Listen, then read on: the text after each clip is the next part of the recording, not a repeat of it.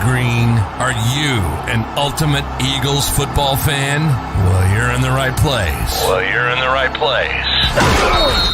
Ready?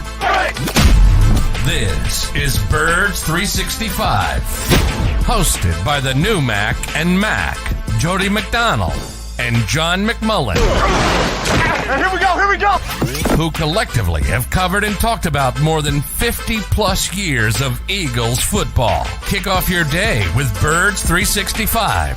You'll get debate. We love to argue. You'll get the real story from inside the locker room. And you'll hear from some of the great football minds from around the region. You're about to become an Eagles insider. Get in the game. Join Jody Mack and Johnny Mack and join the football community that flocks to Birds 365.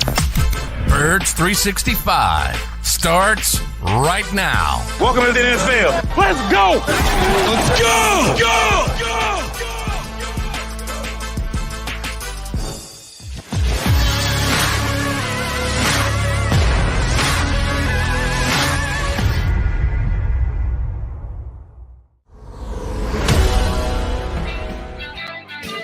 And good morning, Birds fans. Our first true in-season edition of 2022 on Birds 365.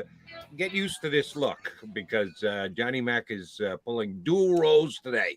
He'll sit in with yours truly and my buddy Rick Saratella, who's going to take the co-host position this morning. How are you, Mr. Saratella? What's happening, guys?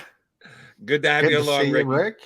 Thank you much. And Johnny Mack, sitting in a guest chair today. We'll pick his brain for half an hour before he has the exit stage left and go hear from Nick Sirianni and catch some grass time with the Eagles on their first practice of the year. J-Mac, prior to getting it underway and actually getting in some practice reps today, the Philadelphia Eagles, who we praised all offseason about the fact that they made no changes on their coaching staff. They came back en masse, which just never happens in the NFL.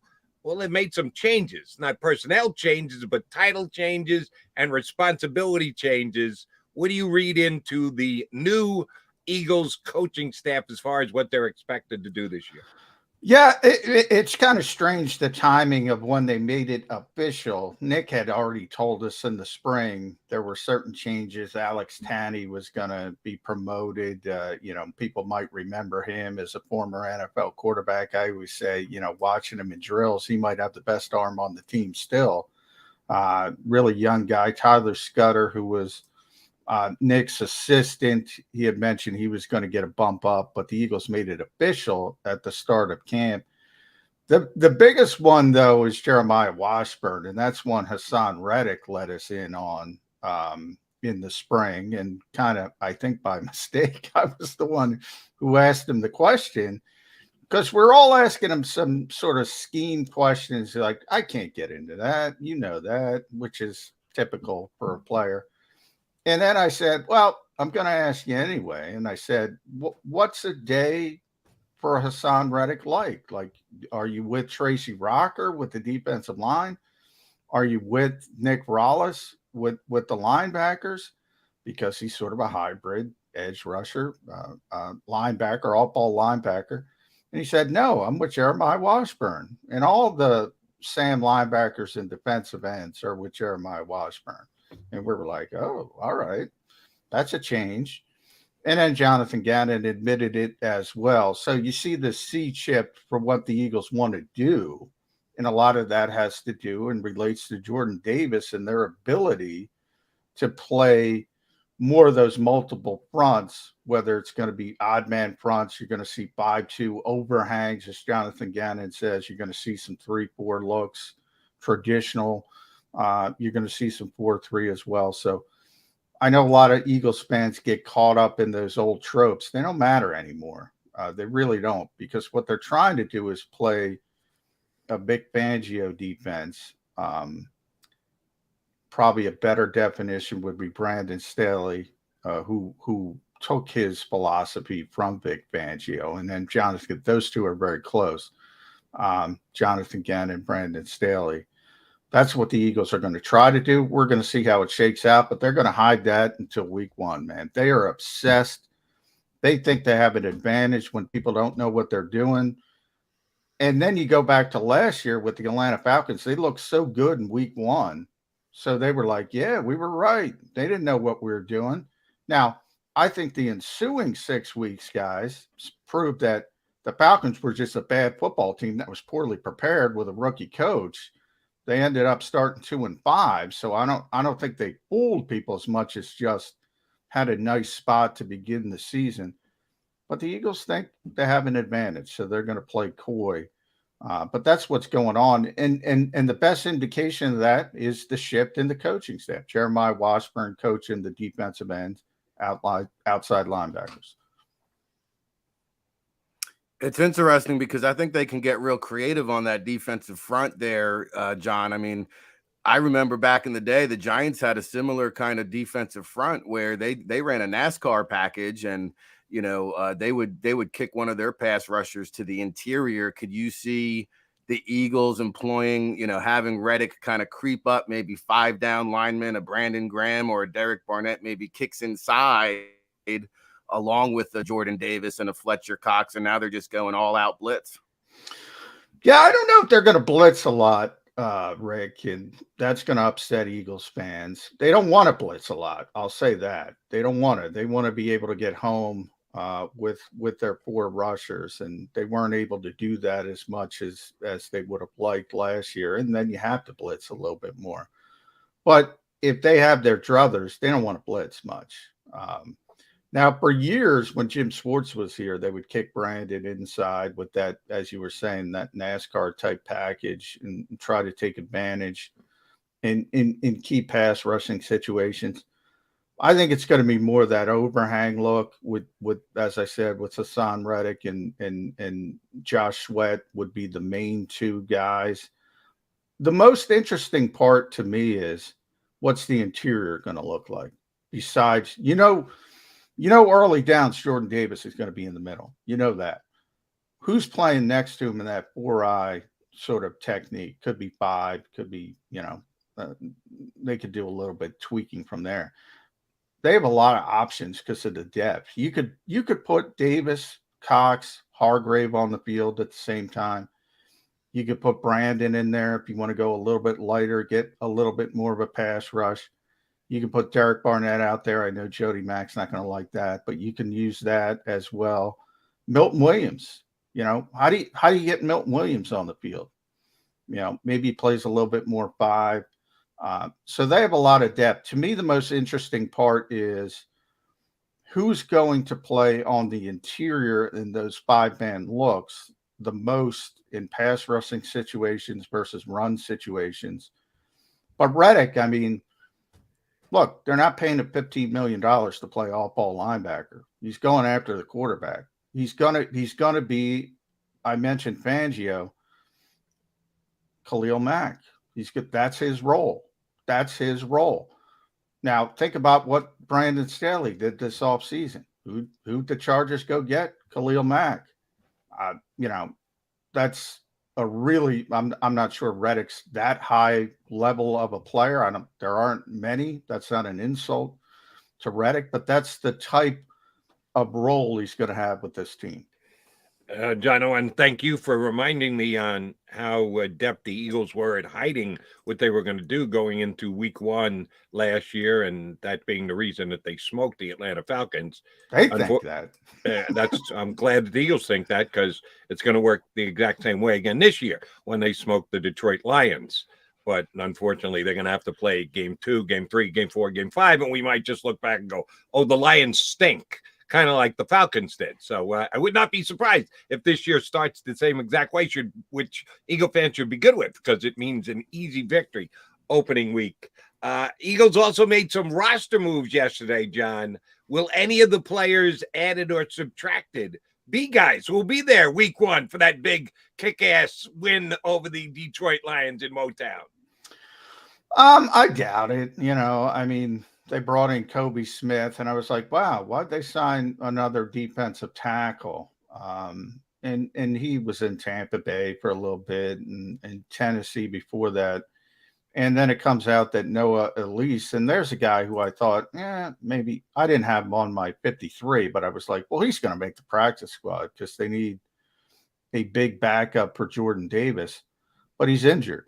And all of a sudden he gets waived injured. That was part of his problem in college as well. So, that's a little bit of a disappointment, I would think, because that's an undrafted player. You always look at undrafted players and say, all right, he's got a chance to surprise. And I thought he was one of the guys, and Rick could probably talk about him better than me with his experience with the draft. But he was one of those guys who I thought he's probably going to be here, probably going to be on the practice squad. And all of a sudden, he doesn't even make it to day one of training camp. So that part's a little disappointing. Then they signed a tight end. I don't even know if it's official yet, but his agent confirmed it. And that's Jaden Graham, who's been with the Falcons for 3 or 4 years as sort of a deep reserve. We know we've been talking about it. Jody, you and I have been talking about they need a backup to Dallas Goedert badly, and you can't just count on Grant Calcaterra and assume, well, he's going to be fine as a 6th-round pick. So I guess bringing in somebody with experience isn't going to help, but we're talking 89th, 90th spot on the roster. Odds are against all these guys. Yeah, you mentioned Grant Calcaterra, who, really at one point was a very high ceiling prospect coming out. He finished up at SMU, started off at Oklahoma. The downside there, he had a series, I think 3 concussions on record. So, not the most durable guy there. The kid from Yale, I mean, he's a lunch pail kind of player, and he'll raise the level of intensity there, which is another question that I had for you. It's got to be a smart guy, Rick, at least. Of course. And I thought I saw the Eagles are at 89 roster spots. I don't know if they're at 90. Yeah, I think they waived Josh Hammond, and they have Matt Leo, who gets an international pathway exemption, so they have an extra spot. So, yeah, they'll probably sign somebody before. The international pathway program is cool because that doesn't count against the 90-man, and so he's a developmental guy. But what I wanted to ask you, because I know you're down on location today, I have not been to a Nick Sirianni ran practice, due to COVID over the last year or two, and hallelujah, there's no COVID protocol, finger crossed, for this training camp. So far, yeah. Yeah, so, but I remember, vividly Doug Peterson running a very intense practice. And, I remember seeing about 7 or 8 training camps in the Northeast. And the only other team that came close to the hitting intensity was the New England Patriots. And it kind of stood out to me. Deuce Staley, who's now with the Lions, really was the conductor of that train in terms of driving that kind of intensity. I'm curious, what is a Nick Sirianni training camp atmosphere like? It's a lot quicker. I would compare it more like a Chip Kelly practice than a Doug Peterson practice. Lot quicker, no wasted movement. They're going to teach inside rather than outside for the most part. In other words, if somebody makes a mistake, they're not going to stop it and talk for 10 minutes. They're going to run the next play and then do it in film work. Very short, as Jody knows, don't blink. It's going to be over, Rick. I think that's more of an organizational decision than a Nick Sirianni decision.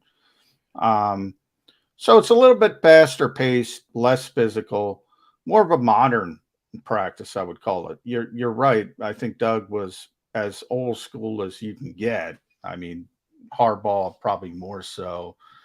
Belichick, as you mentioned, probably more so. And then maybe Doug was third on that list. So a lot less physical, quicker though, I would say. JM, do me a favor, and I should know this, but you can tighten up the definition for me. The Ellis release, non-football related injury designation. So he goes on waivers. So if anybody wants to claim him, they can claim him. The Eagles lose him. But if he passes through waivers and nobody grabs him, they can keep him on the roster. They can bring him back and hold him out as what does he become? Just an injured player, a pup player. How does the basically he reverts back to the Eagles on injured reserve. So from that standpoint, his season would be over. Now the difference is when you do that, you're usually just buying some time to work out an injury settlement. And then, you give the guy a couple bucks and he's got to sit out. I forget the exact number, 7-8 weeks. And then he can sign with somebody else, a couple more weeks, and he can sign back with Philadelphia. So once they work out an injury settlement, the clock will start and he'll be free to go somewhere else. But the non-football injury part of it is he got hurt away from the facility, basically, away from doing his work for the Eagles. So it might be in the weight room, might be something of that nature. It might have been running, might have strained his hamstring, and they knew he was going to be out for 3-4 weeks. And, they need bodies for practice. And so that's sort of the injury designation, non-football injury. So he'll revert back to the Eagles, assuming nobody picks him up on waivers, which is probably going to happen. Then they'll work out an injury settlement from there. Yeah, and I think, he technically, the Eagles could view it as a redshirt season, right? And just kind of stash him for the year. Yeah, and then they could keep on an injured reserve the entire year. Because we really don't know the future of Fletcher Cox and Javon Hargrave and what next season could look like. So, again, a 2-down thumper kind of in the mold of Jordan Davis at this stage of his career, but his brother is on the team. There's some family ties there. And so maybe he just redshirts, absorbs the defensive playbook and gets ready for next season. And, we talk about Jonathan Gannon. The Eagles, the way this defense is trending, there's some talk he might not be around. I think he had about 3 head coaching interviews this past offseason. So 3 different teams. Yeah. Yeah. So to me, like the continuity as McMahon alluded to, I think that's one of the underlining advantages that the Eagles do have, because not too often do you get to retain that coaching staff. And kudos to Sirianni. You mentioned the guys that they all promoted from within. And Alex Tanney's a guy right down the road from Monmouth. He hung out almost a decade in the league. It's hard to imagine, but he knows the NFC East. He was with the Cowboys. He was with the Giants. And I think, that's going to benefit Jalen Hurts immensely, because there's so much Jalen Hurts talk. Here we go. 20 minutes into the show, we didn't say the name yet, but to me, well, that's a shocker. But to me, I think he's got to slow down the game, not think so much, so that he can process his decision making quicker. And I think, being in the same offense again is going to work wonders for his development. Yeah, and Brian Johnson is another one of those guys that might not be here after the season. He already got, I think it was either Green Bay or Chicago. I think he was Green Bay, got an interview in Green Bay. I think Kevin Patullo got an interview in Chicago before they went in other directions for offensive coordinator. So, if you think you're going to lose your quarterbacks coach, all of a sudden you have Alex Tanney, who's played in the league, as you mentioned, Rick. Very young guy, so he can relate to modern players. Just smart decision to keep those guys in the pipeline, keep moving them up. And voila, you might have a ready-made quarterback coach and you might not have to worry about it. John, you already told us that the Eagles like to keep certain things under wraps. They believe there's a competitive advantage to be had there. You have no idea, Jody. Like the CIA down there. I understand that, and you put it front and center for us as best you can with little information you're able to get your hands on. It's more than anybody else, but that's the way the Eagles think it's best to do business. Well, but they've got to be able to get some practice in and show something while you guys have grass time. And one of the most interesting things to me will be Jalen Hurts and A.J. Brown. His buddy, his pal, showed sartorial support yesterday wearing a Hurts hat while checking into the Eagle facilities, did A.J. Brown. Are they going to go back after they're done practicing and just run routes between each other for another 2 hours thereafter. How do you not see? How can you keep that under wraps? It's going to be as big an aspect of the Eagle offense as there is all year. A.J. Brown and Hurts. Is that the thing that you will try and zoom in on most when you're down at practice today? No, because I know what, Nick Sirianni used the phrase with A.J. Brown. There's no projection there. I kind of agree with that. Like, I know what A.J. Brown is. I've seen him in this league. He's a really good player. That's not going to change. He and Jalen Hurts are very close off the field. They work out together. They're going to have that chemistry. That's not a problem. As Rick brought up and said, we haven't brought up the quarterback in 20 minutes. Well, here we are. Can Jalen carry his own water as far as getting the football to A.J. Brown? That's what I don't know. I know A.J. Brown's a good receiver. I know Jalen Hurts is a good quarterback, but he's a unique. I always use that term. He's a unique quarterback. He makes plays off schedule. He makes plays out of the framework of the offense. Is he going to be able to get the football over the middle to A.J. Brown on 3rd and 7? A.J. Brown's going to be there. He's going to be open. He's going to give you that big body. He's going to give you that big target. Can he consistently deliver the football? So it's more of, and that's the good thing about bringing in A.J. Brown, because the Eagles have struggled at wide receiver for so long. And again, I go back to Nick. There's no projection there. None. You know what he is. And that's a good thing. That's a very good thing for this team. Yeah, huge offseason piece added there. Sticking to the quarterback, we do have somewhat maybe of a quarterback controversy, and that would be the 3rd-string quarterback, because Reed Sinnett has looked good in brief action backup duty, and Carson Strong, who I think got the largest undrafted rookie signing bonus, is also in camp, and he has another one with a medical history, but the talent and the upside is there. They have arguably one of the best backups in Gardner Minshew. Not too many NFL teams these days keeping 3 quarterbacks on the roster, but it looks like the Eagles might be doing that.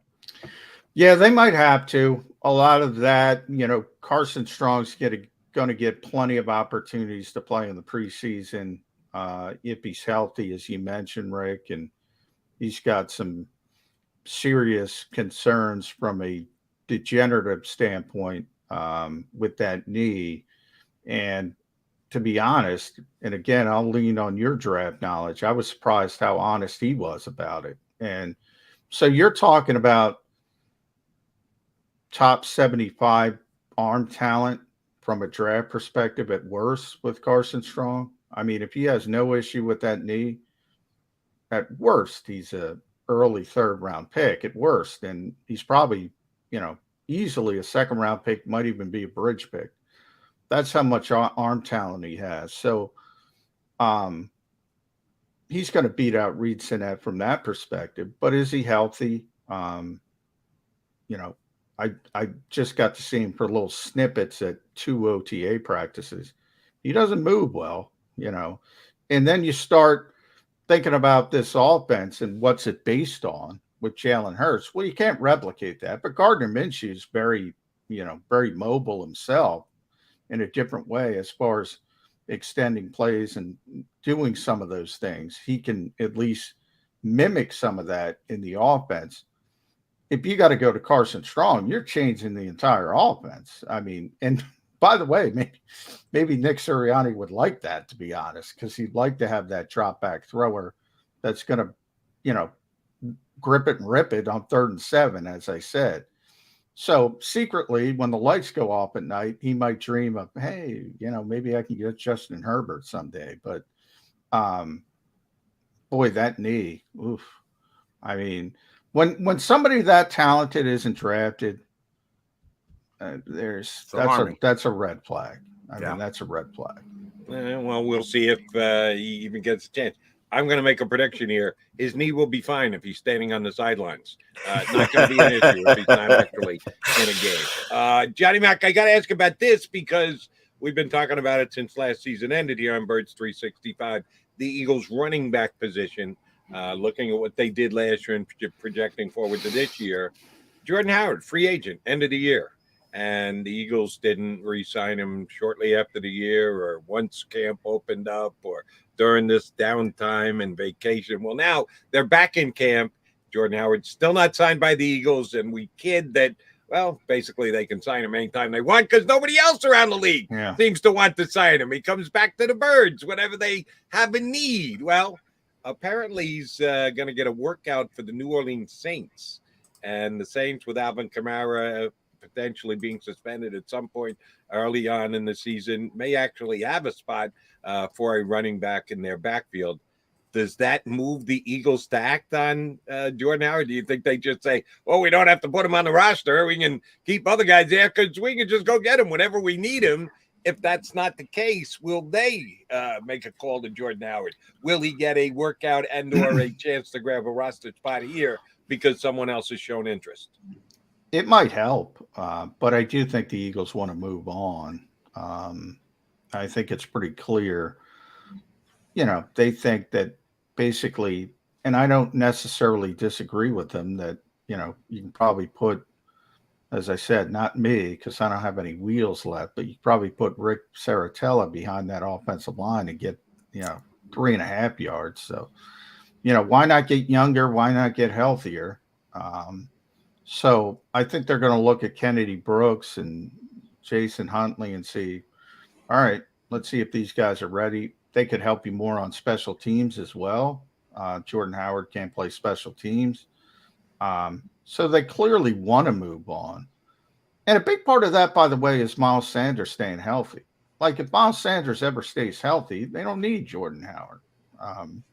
But, he's been missing 4 or 5 games a year the past couple of years. And all of a sudden, you need Jordan Howard. So I think their plan is he'll always be there if we need him.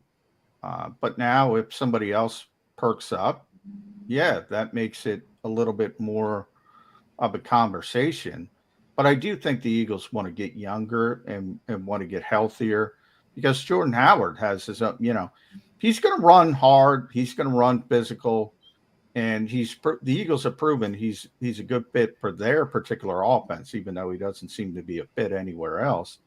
But he does get hurt, because he's always banging his neck and he's got that issue with the stingers. And so they want to move on. But if somebody pays attention, they might go, you know what? We better bring Jordan Howard in here a little bit quicker, especially if they get a look at Kennedy Brooks and Huntley and they say, all right, these guys aren't ready. So it's kind of dependent, I think, on the young backs. Yeah, I know they were sniffing around Jaquan Hardy, too, out of Tiffin, and spent some time with the Cowboys, maybe trying to find that big body back. And really, Kennedy Brooks might be the only candidate. However, you mentioned Jason Huntley, his special teams ability, and a guy who might not be necessarily a big back, but he runs violent now. He's a physical runner, and he can bring some value in the return game, which is also, I think, a big question mark when you talk about the Philadelphia Eagles is that return game. And I know Britton Covey is another guy to keep an eye on there, undrafted out of Utah. He had, I think, 2 punt returns and a kick return for touchdown last year. And, kind of moving on to that wide receiver spot, that 5th wide receiver, that doesn't bode well for Jalen Reagor, who I think is probably on the hottest seat here in Philadelphia. Yeah, we've been talking about that, Rick. I don't see the Eagles cutting Jalen Reagor, but I do see them wanting to trade Jalen Reagor if they could convince somebody to take on the reclamation project. But if they can't trade him, he's going to be here. And that, to me, sort of defines Huntley as a kick returner, Kobe as a punt returner. If he's here, they're going to try to pound that square peg and say, okay, Reagor's going to be the returner. And then the second part about guys like Kobe and Huntley is you got to show something else. I mean, especially as a kick returner. In the modern NFL, you might get 2 kick returns a game. I think the Eagles average exactly 2 kick returns a game. That's it. So it's not the old days when Cordero Patterson first came in. I always put, there's a guy who affected games because Chip Kelly was afraid to kick to him during one game where the Eagles lost to Minnesota. Minnesota started at the 45-yard line every time, whether he touched it or not. That doesn't happen anymore because guys just kick it out of the end zone. You don't get an opportunity. And certainly when you don't have a kick returner like that, even if they kick it 3 yards in, you just kneel and take it at the 25. So it's not as important a part of the game, which sucks, by the way, but nonetheless, that's where we are because it's one of the most exciting plays in the game. Same punt returner is a little bit more important, but Kobe, he's got to show something as a receiver. And obviously from a size perspective, as you know, Rick, he's strictly a slot guy. You can't do anything else. So can he cover kicks? I don't know, but he's going to have to do something somewhere else to make this roster, than just a punt returner. Johnny Mac, last thing, and then we know you got to run to go talk to Coach Nick. When they're not doing special teams drills, does Aaron Sipas stand by himself? Does he pal out with Rick Lovato? By the way, all conversation with Jake Elliott. How's that work when they're not doing special teams? And all the specialists are ostracized off to the side. They all spend all their time together. Okay, all three of them. And that's every training camp. But with Aaron Sipas, I think people forget he was so bad down the stretch. He was really good. I don't think people forget, John. I think everyone, if they listen to Birds 365, they're quite aware of the fact that Aaron Sipas was. No, that's not the part they forget. They forget he was really good in the first half of the season. Really good. He was really good. And then he just fell off the table. And I don't know. He's an Australian rules guy. I don't know if it was 17 games. He's not used to kicking that much. So if I'm the Eagles, I'm having Aaron Sipas. I didn't bring in a competition, so I'm going to have him on a pitch count. I don't want him kicking all over the place. I want to keep that leg fresh for the second half of the season, novel approach. You got a roster spot, bring in some damn competition.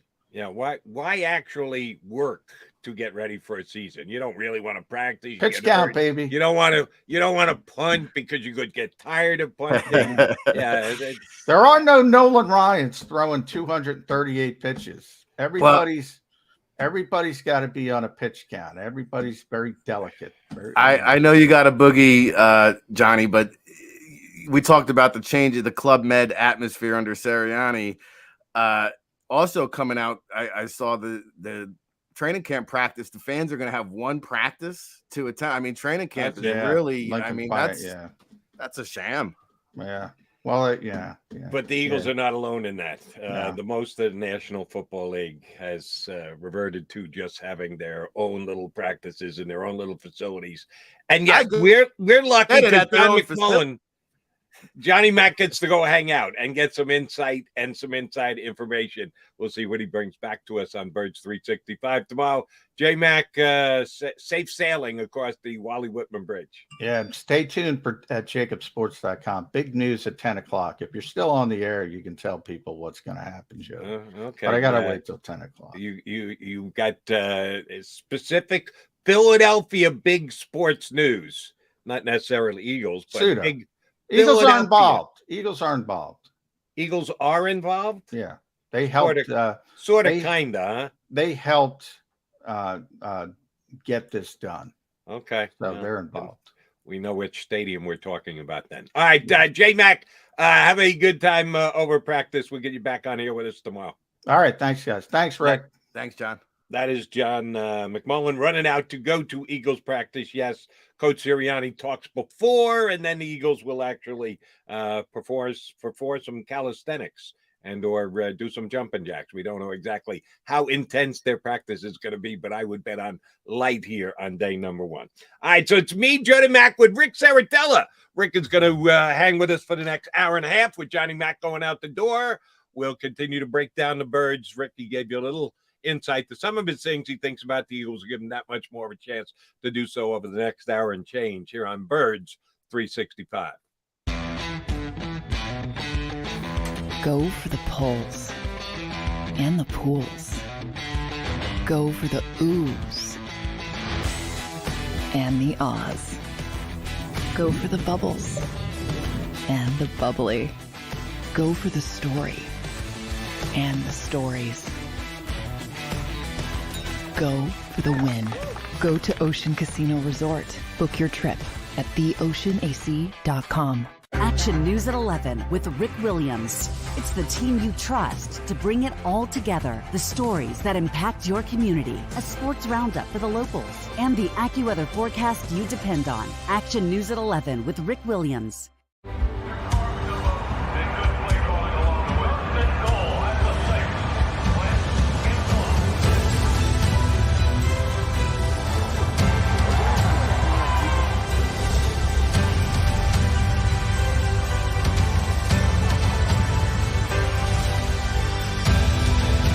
Field of life, First Trust Bank is there for you. Champions on 3. 1, 2, 3. Because Philadelphia dreams deserve a Philadelphia bank.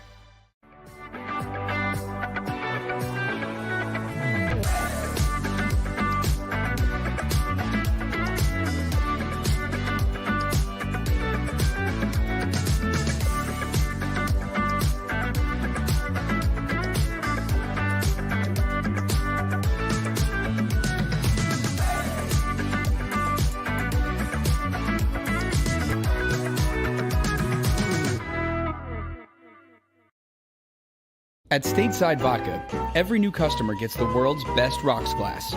Free.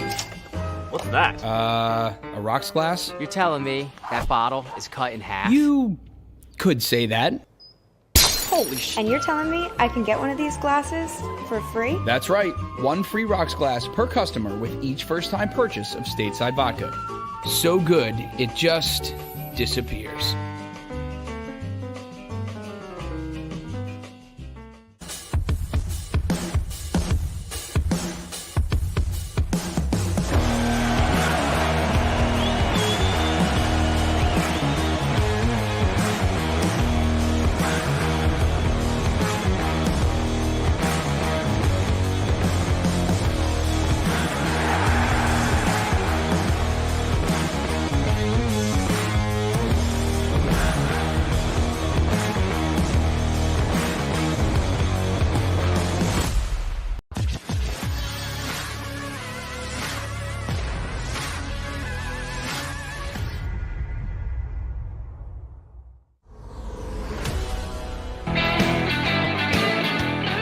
You've got the Birds 365 duo today of Jody McDonald and Rick Serritella, who's in for John McMullen.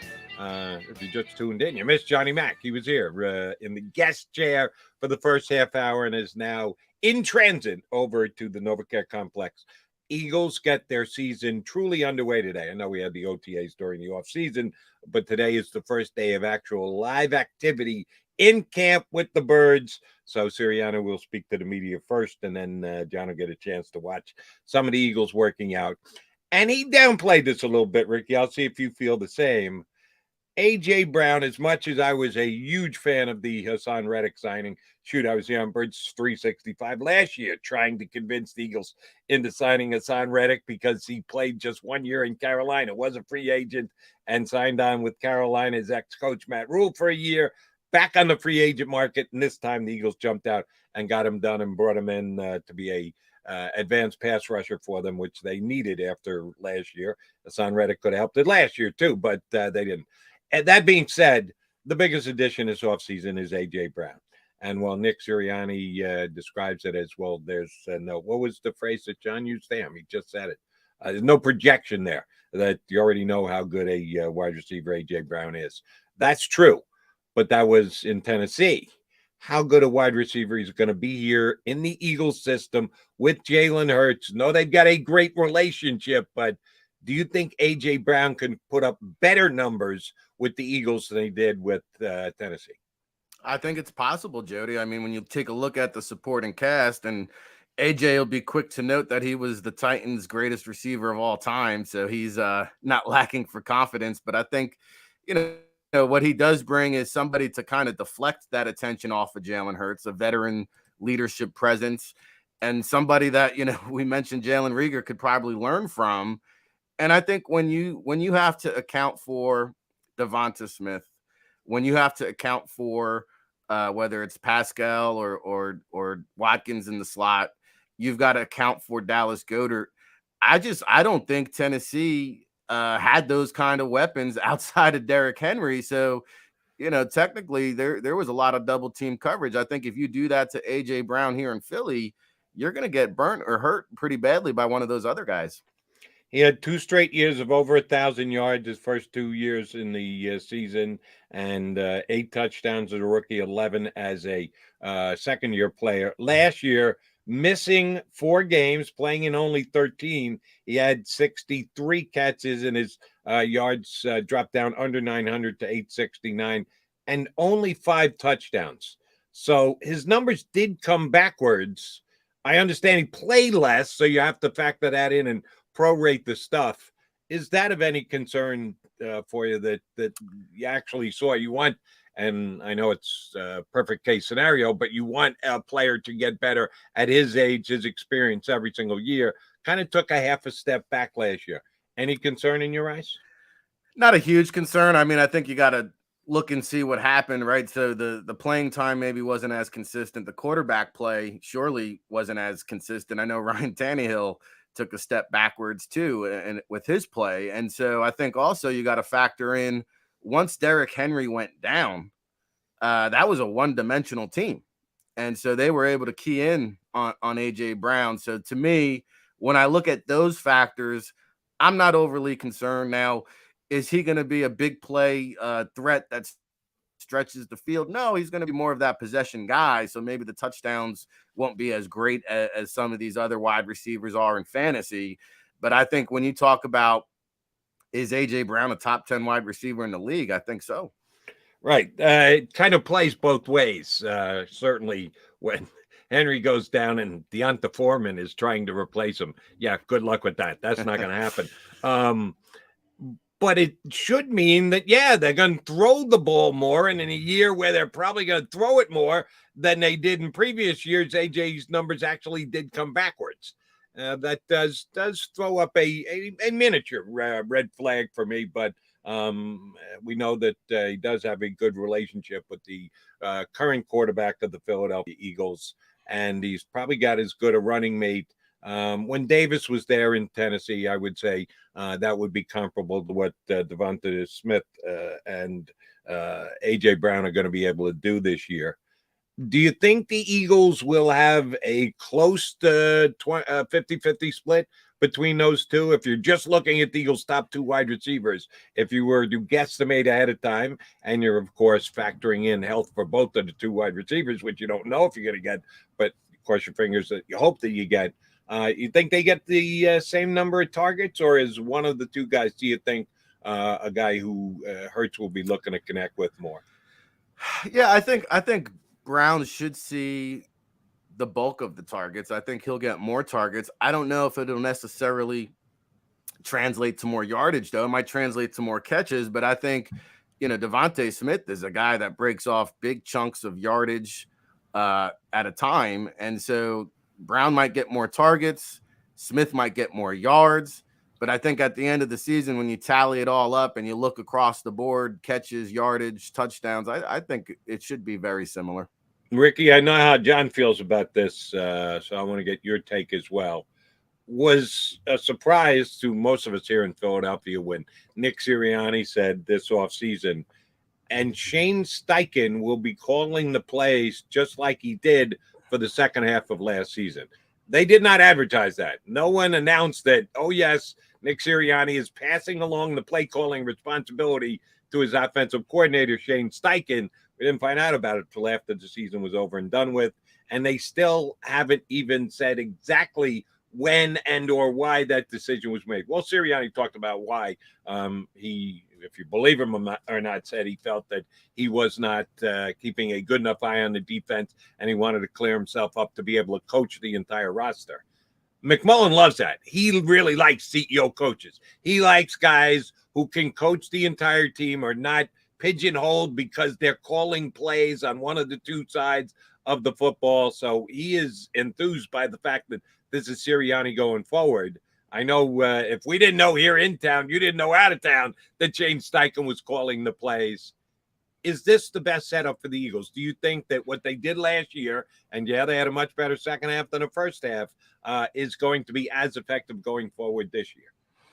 Well, if their record is any indication, then I think it is a recipe for success, right? Because they stumbled out of the gates. They were 2-5. They adjusted on the fly, and they had a strong second half. And to me, I think it's the smart decision. I am in favor of the CEO head coach, especially in today's landscape. I mean, we just talked about the Club Med atmosphere and managing those workloads, those personalities, those egos, those mega contracts. And to me, I think the NFL is more of a CEO head coach position than ever, because there's so much that entails outside of the X's and O's. And to me, if you're calling plays, listen, there's more than one way to skin a cat. Look, Sean McVay can do it, no problem. We've seen that. But I think that's more of the exception than the normality. And so it's very overwhelming for a young head coach, especially when he first gets put into that position. I don't think they realize how much it entails with everything else outside of the white stripes there. So to me, I think it's a smart decision. I like it. It worked last year. If it's not broke, don't fix it. By the way, we'll make it public knowledge. But, you know, I look at New England, and we don't know who's calling, who's coming, who's going. And, you know, it seems to work out okay. All right, JM, Ricky, I want to get your take on a specific position. And next hour, we'll go a little bit more in depth on what you think the 53 is going to be. Johnny Mac just did that on JAKIB Sports, his first version of the 53-man roster for the Eagles. But I want to get specific, position-specific with you, because we were just talking about A.J. Brown and Devonta Smith. They are your number one and number two guy. If they can stay healthy, I think Jalen Hurts' passing yards are absolutely going to go up, because Brown is going to be better than whatever alternative they threw out there with Smith last year. But there is always the possibility of injury. You know, they're going to be in 3 wide receiver sets plenty. Most people think that Watkins is going to be the number one guy. Just put him into the mix, and he's going to be their slot guy, and or maybe he slides out and one of the 2 wide guys come into the slot every once in a while. But between Quez Watkins and I'm a Greg Ward fan. I don't think he's going to be a factor this year. I thought he was last year. I think the Eagles tipped their hand with that. They bring in Zach Pascal, was a guy that Nick Sirianni has talked very glowingly when he had him in Indianapolis. How do you see depth at the Eagles wide receiver position right now before camp actually gets underway? Depth, when you get to wide receiver 4 and 5, I think it's a lot of question marks, a lot of hard line decisions, because this is where draft status can play into decision making. Because I'm with you. To me, Greg Ward, better player than Jalen Reagor. So, but Jalen Reagor's a first round pick. There's not room on this roster for the both of them. Somebody's got to go. And to me, right now, where we stand, it looks like Ward is on the outside looking in, which is a shame, because he's really evolved as a player and become a pretty capable receiver with some return ability. So to me, it's really Reagor's looking at that number 5 due to his draft status. But we mentioned COVID. Deion Kane, I know, was a guy during the OTAs that the coaching staff really thought made great strides. Dabo Swinney spoke very highly of him coming out of Clemson. He's kind of just been on the back burner developing the last couple of seasons. It sounds like he's ready to really have a strong training camp. How does that factor into the equation? So I think it's unknown, but I think we're going to see as training camp unfolds who really, like John Hightower is a guy. I mean, I remember watching this guy at the East-West Shrine Bowl. he has got some really quick burst, explosiveness, acceleration. He could be a guy that adds another deep dimension to the offense. So I think that, Jalen Reagor, Devin Allen, I see them guys talking him up in the chat room. He might not want to quit his day job, maybe stick to the sprints, because I don't know how you squeeze him into the mix. Maybe you stash him on the practice squad and he can develop into that Marquise Goodwin kind of threat that, for the 49ers with that track speed. I think it's to be determined, but as of today, I think it is Brown, Watkins, Pascal, of course, Devonta Smith. And if I had to pick a fifth guy, I think it's Jalen Reagor based on status. Do they carry 6 receivers? That's another question. Yeah, they might, because someone has to return punts. And of the 5 that you just laid out there, Reagor would be that guy. But he wasn't great at it last year. He had I think he broke 1 all year long. But somebody's got to return, and if it's Covey or an Allen. See, here's the thing about Allen. I think they're going to get Covey through to the practice squad, and that'll give him a chance to just slow walk into the National Football League rather than be put under major pressure week 1 when he has to return a punt. Well, then again, pressure. There's not going to be pressure because it's the Lions, and they're going to beat the snot out of the Lions. We've had a couple of guys on over the last week that have said, be careful week 1. I'm saying don't sweat week 1. You're laying the points, it sounds like. Oh, yeah. Look at it. Double-digit win for sure, probably more than 2 touchdowns. And I know we're getting ahead of ourselves. But I was saying about Covey, I think they'd like to get him onto the practice squad so they could work with him and maybe develop, and he could be a guy. If there's an injury, he could be their returner in the second half and or maybe better next year. If Allen shows you something, though, in preseason, if he puts a big return on tape, I don't think you'd get him through waivers. I think there'd be a team that would pick him off. If you try to get him to your practice squad as well, he might be the kind of guy who another team would grab and put on their roster. So I think he's actually a tougher read. I don't think he's going to be on the practice squad. I think he's either going to be here and on the 53-man roster, or he's going to be on somebody else's roster because I think someone will claim him if they try and get him through the waivers. There's the old adage in the NFL, you can't teach speed. Teams are always enamored with it. I remember Victor Cruz was a no-nothing nobody coming out of UMass, and he didn't do anything for the first 3 preseason games or so. I think he had 2 kick returns against the Jets there, and Rex Ryan, went up to Coughlin and said, who the heck is that guy? And the rest is history, and that's how he made the roster. I would not put it past Devon Allen to do something of that nature because he does have that rarefied speed. And when you're talking about speed in the NFL and you've got 2 players side by side, 9 times out of 10, the NFL team is going to go with the speed. So I think that's what boasts well for him. I think he's got to take advantage and capitalize on those returns, even if they are 5 yards in the end zone. Kneeling ain't going to get you on the roster. So that'll be something worth monitoring during the preseason. And the Eagles coaches will advise him how he's supposed to handle a kick 5 yards into the end zone. But you're right. If he's left to his own devices, taking a knee is not going to help you make the team. All right, so Ricky's giving you a good read on how he sees the Eagles wide receivers. When we come back, we'll go through the entire team. Everybody at this time, and as I mentioned, Johnny Mac is certainly broken down for us here on Bird 365 and for you to see on JAKIBSports.com. Ricky has worked up his best guess scenario for the 53 as of right now. And this is, yes, weeks out, no preseason. Before the season kicks off, we give him and John and everybody else the right to update and or change their 53. But Rick Saratella will rejoin us next to come back and give us his look at the 53-man roster as the Eagles season gets underway. Appreciate you tuning in here on Birds 365. Go for the pulls and the pools. Go for the oohs and the ahs. Go for the bubbles and the bubbly. Go for the story and the stories. Go for the win. Go to Ocean Casino Resort. Book your trip at theoceanac.com.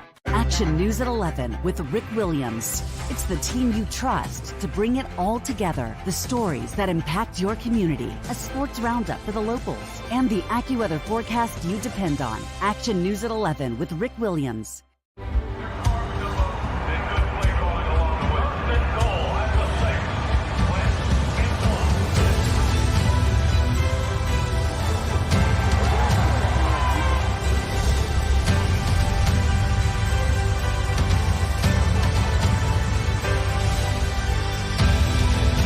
Field of life, First Trust Bank is there for you.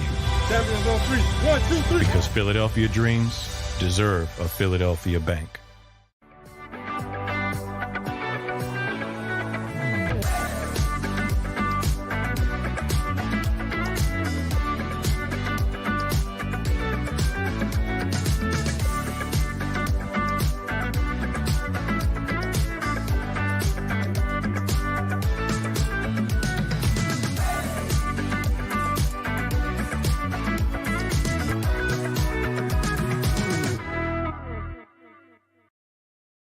At Stateside Vodka, every new customer gets the world's best rocks glass.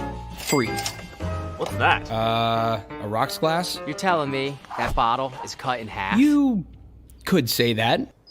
Holy shit. And you're telling me I can get one of these glasses for free? That's right. One free rocks glass per customer with each first-time purchase of Stateside Vodka.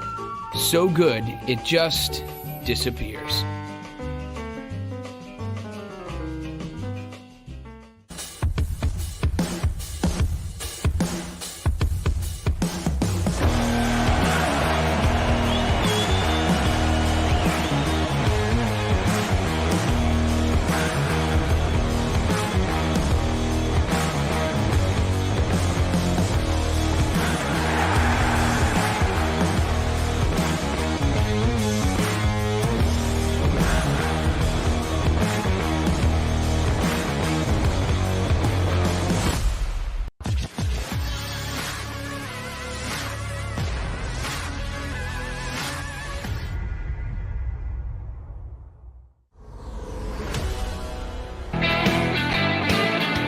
First day of Eagles practice this year. John McMullen's already headed over to get a listen to what Coach Nick Sirianni has to say before they get their first practice underway, and then get an actual chance to watch it with fellow Eagles beat writers. So that's why Johnny Mack is out. That's why Rick Saratella is in. Ricky, tell the folks what contribution you're going to be making to JAKIB YouTube channel this year. Going to be doing a show for us. Give us the details on how that's going to go. Hey, yeah, so my audio was breaking up, but I think we're talking about some 53-man roster stuff that I've been putting together and looking at the Eagles roster here. And, you know, we mentioned. All right, is Ricky breaking up on us, or I breaking up? I can't tell. Sometimes when we have these audio issues, I don't know if it's me or I don't know if it's whoever is on the other end with us. I saw Rick's smiling face. His audio was looking good, but his feed was not. So we're trying to reestablish with Rick here. He's going to give you his take on the 53-man roster when we do get him back up here. And I'll be interested to see what he says about a couple of different positions, because not only are we looking to – all right, we got you back there, Saratella. You there? I think so. We're working through it over here at the Jersey Shore. Can you guys hear me now? We got you good. Before you get into the 53, and we will break down your rankings of the Eagles roster as of right now, I did try and set you up to be able to give us a little details on the show you're going to be doing here on the JAKIB Media YouTube channel. Yeah, you know, we're launching August 29th with the new show, Football Playbook, I think it's going to be called. And oh, I think we're having issues with Ricky's audio again. I when this happens to me, I never end up smiling. Saratella looks good when he freezes up on us. He is almost always smiling. I never get that look when it happens to me when I freeze up. All right, we're gonna give another shot here. Rick, tell us the details of the show you got coming up this year on JAKIB's JAKIB Media YouTube channel. Yeah, we're gonna launch the football playbook on August 29th for those who have watched, the state of football last year. We were on the air bringing you kind of inside the league with a lot of industry folks, a lot of special guests. We're gonna obviously have a big focus and eye on the Eagles, so I'm looking forward to that.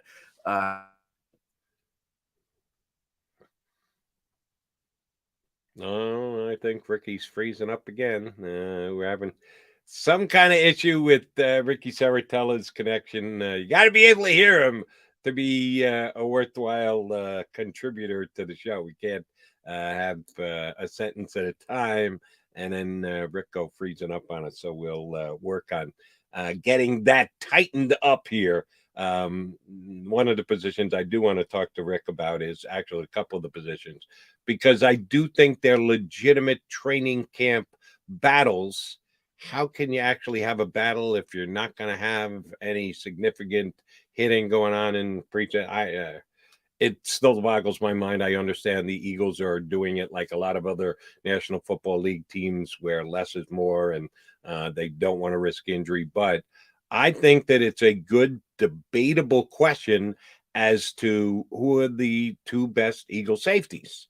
You've got Harris returning, you've got Epsy returning, and they brought in Jaquiski Tart from San Francisco, who is the most experienced and a guy who has gone deeper into the playoffs than either of the two present Eagles starting safeties.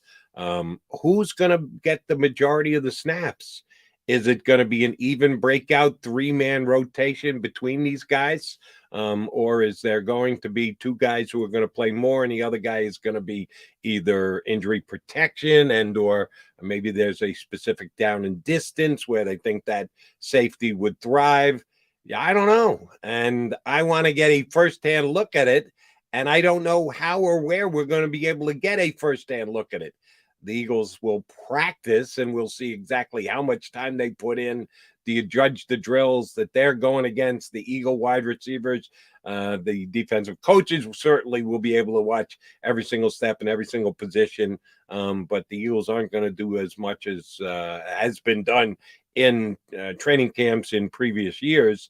I'd love to be able to tell you, and I could tell you, I will tell you how I would rank them and how I think it's going to play out, but I can't do it with any conviction and tell you, oh, this will be determined because the Eagles will be able to see X, Y, and Z. I don't know if they're going to get the chance to see X, Y, and Z. It'll be interesting when the Eagles play their 3 preseason games as to how much those safeties get a chance to be on the field. Are they going to give some of their young guys, certainly in the second half of the game, they'll give their young guys a chance, their D-backs. They've got a lot more corners on the roster than they do safeties right now. But is there a safety that's like Kayvon Wallace going to be able to step in and contribute? The Eagles would be rooting for that, even though they've got Epps and Harris and Tart. If Wallace comes in and outperforms them, they're going to lean toward a draft pick. Because number one, he's more inexpensive than the other guys, and he's got another year to go in his contract. So, yeah, that's a guy they're going to be rooting for. But how do you go about even determining that he is playing better than his fellow safety mates?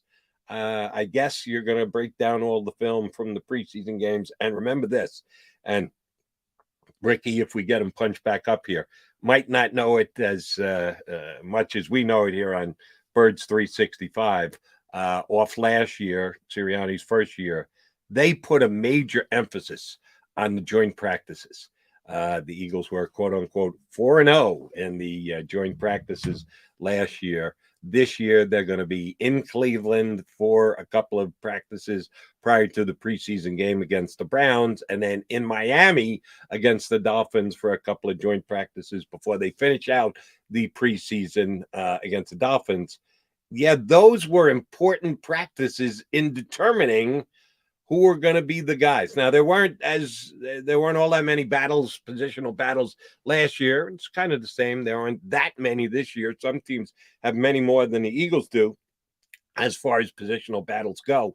But I'm just not even 100% sure that they're going to have enough time to make the right decision on who's going to be the 2 starting linebackers, who's going to be the 2 starting safeties. We'll see how it shakes out, but I do have my own questions about how the Eagles are going to go about it. Not that the coaches aren't good enough, observant enough, smart enough, put them through their paces to be able to make that call, but can they do it within the constraints that the organization is going to put on, because they don't want to risk injury. So I'm actually glad that the Eagles don't have as many positional battles as some other teams around the National Football League do. Ricky gave us a half a take, and we hope to get him punched back up here so he can finish it on Jalen Reagor. That's another major question. And again, can you really determine that? Should Jalen Reagor be on this team? Will they be able to get Jalen Reagor into the mix? Does he deserve a roster spot off what he does in practice? Are they going to give him enough chance to show that he can do what he needs to be done to be a guy who merits a spot on the team this year? All right, so it looks like we got Ricky back. Hopefully the feed stays together. Rick, I was talking about Jalen Reagor before we punched you back up again. John and I kick it back and forth a lot about how does Reagor get to make the team just because he was a draft pick and because that was something that Howie Roseman would factor into the mix about the decision. Oh, there goes Ricky again. We're having major issues with his feed this morning. At least he was up there at the beginning of the show when Johnny was with us. All right, are we going to try it again there? I see him in the green room. Saratella, don't move. It's when you move that the video freezes up. So sit as still as possible. But give me your read on your read on Jalen Reagor. Is he the type of guy who will handle this reserve role? He's 2 years removed from being a first-round draft pick. If he's fighting for his life to make the roster, do you think he's got the right attitude to do that?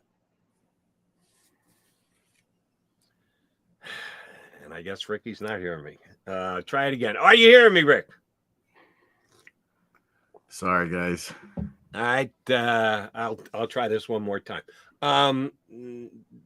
Rick, we know that Jalen Reagor was taken in the first round of the draft 2 years ago. The pick before Justin Jefferson, which Howie Roseman has not been able to live down because, yes, Eagle fans and media here in town continue to remind everybody that Justin Jefferson went one pick afterwards. Can Reagor, do you think it's within Reagor to do what it's going to take to fight and earn a roster spot on this team? How difficult is it going to be for him if that's not the case? All right, Ricky went down again. All right, Tone, so here's what we're going to do. Why don't we take a timeout here? We'll come back during the break. You'll tell me whether we're going to continue to try and punch Rick up or if you're going to join me here on Birds 365, all right? So Johnny Mac here. No Johnny Mac. He's on his way over to the NovaCare complex. Nick Sirianni is going to talk to the assembled media prior to practice, and then the Eagles will actually have their first practice. We'll come back here next on Birds 365. Go for the pulls and the pools. Go for the oohs and the ahs. Go for the bubbles and the bubbly. Go for the story and the stories. Go for the win.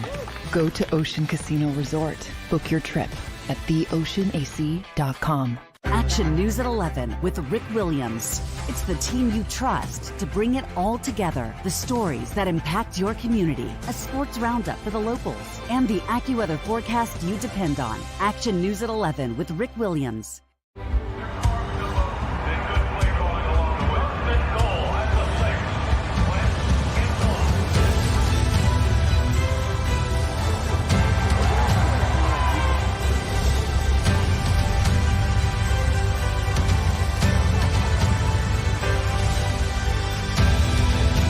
Field of life, First Trust Bank is there for you. Champions on three. 1, 2, 3. Because Philadelphia dreams deserve a Philadelphia bank.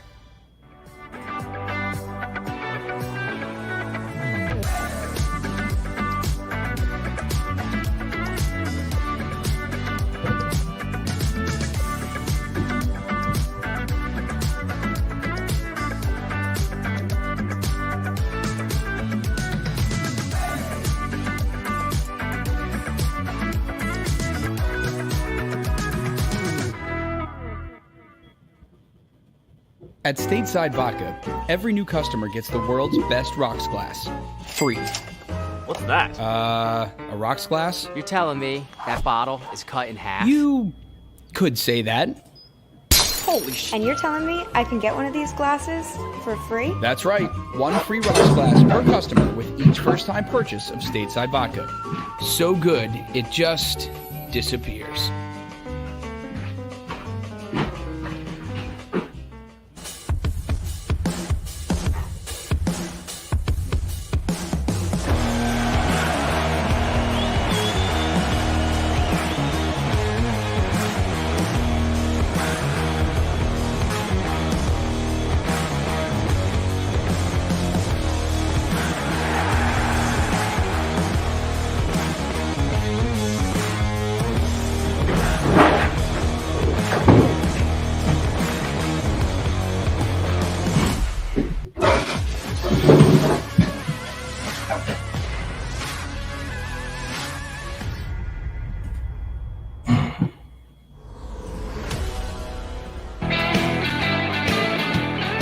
Got us here on Birds 365 on the JAKIB YouTube channel.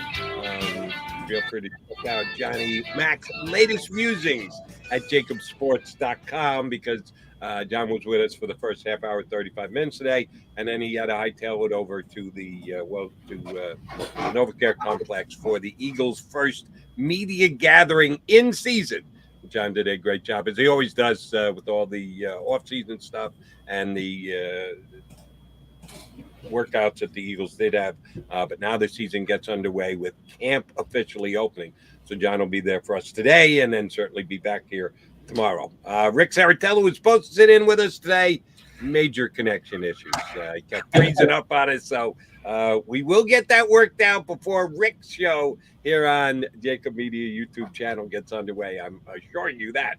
But we decided to forego the continued freeze up for the rest of today's show. So my buddy Tone DeShields, the producer of this show, who will also be contributing to this show going forward. As a matter of fact, he'll be sitting in for me on Friday. I've got to be off on Friday. So Tone will be hosting on Friday. Tone, I want to get a take from you since we're all sharing our football takes here. I was a little surprised at Johnny Mac's take. All right, Saratello says he's back. Is that the case? I'm back, guys. Back at it again. Optimum, I'm coming after you. If we're blaming Optimum, so be it. All right, then I'll ask this question to both of you guys because I was a little surprised by McMullen's answer. Jordan Howard, it's been great in that the Eagles haven't had to sign him this year. They've been able to just let him sit out there and they can use all 90 of their roster spots. But when another team steps up and decides they're going to bring him in for a workout, well, then the Eagles could lose out. I like the safety net that is Jordan Howard. The Eagles might bungle this if Howard signs with the Saints and the Eagles come up short at the running back position. Do you think they, when they found out that he was getting an official workout, that they put a call into him? I think they should have. How about you guys? Rick, you can start. Yeah, I think that you've got to keep him on the back burner and on hold because I like his style. I like what he brings to the table. He can keep it between the tackles. However, we talked about projecting the 53-man roster. Can the Eagles really guarantee him a spot? I mean, he's not taking over for Sanders or Gainwell. I think Boston Scott is a better player at this stage of his career, different type of player. But, I mean, Jordan Howard would be the running back 4, maybe 5 coming into camp. So I think that's why, they're giving guys like Kennedy Brooks and Jaquan Hardy a look. No, the Hardy thing they already moved away from. And they carried 4 running backs all last year. All 4 of the guys played. So it's not that they went out and signed a replacement, drafted a replacement guy for him. Yes, they signed as an undrafted free agent Kennedy Brooks, but they didn't rearrange it. They may have acknowledged in their own mind that they're not sure Jordan Howard can do again this year what he did last year, but they didn't replace him. So why not bring him back and see if he can do the same thing again? I think this is actually a potential roster mistake by Howie Roseman going for it. All right, Ricky, as long as you're not frozen up on us, Yeah. We talked about the 53-man roster. You've worked up your 53. Give us a rundown. We already did the wide receivers. You gave us a breakout there. Let's go to quarterback. We know 1 and 2 are going to be Jalen Hurts and Gardner Minshew. John mentioned this before he had to run Eagle practice, or I think you actually brought it up about the battle for the 3 position, be it either Carson Strong and or Reed Snett. I'll give you credit, Rick, because I follow your draft projections and your rankings, which you already have out for the 2023 draft.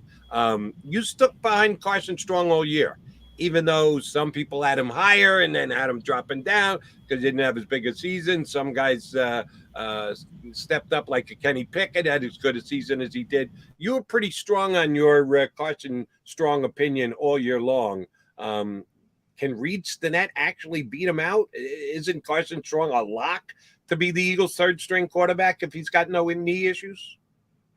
Well, when you got the medical concerns and you don't get drafted due to injury, there's no such thing as a lock. But, I mean, if we're just taking a look at 2 guys side by side from an arm talent perspective, yeah, I think Carson Strong is in another kind of category. Now, Reed Snett, they're both pocket passing types. I've had a chance to hang out with Reed Snett for a week at the NFLPA Collegiate Bowl where he did very well, and also spent some time, oh, by the way, behind Tom Brady, learning a thing or two in Tampa Bay. So he's a smart kid.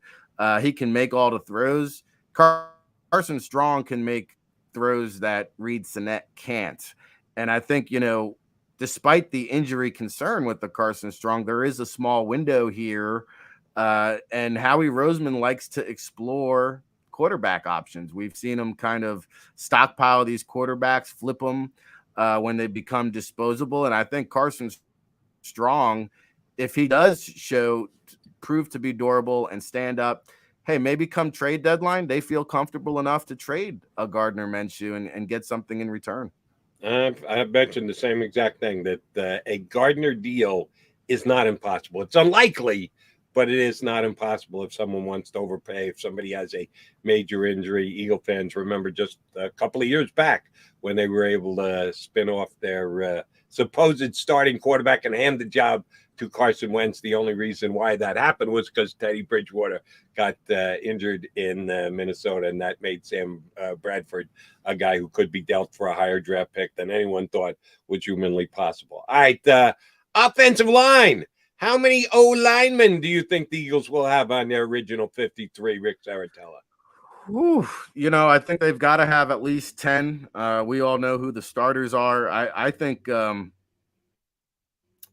Driscoll and Dickerson are 2 guys I think that are going to step up and kind of play a key role this year.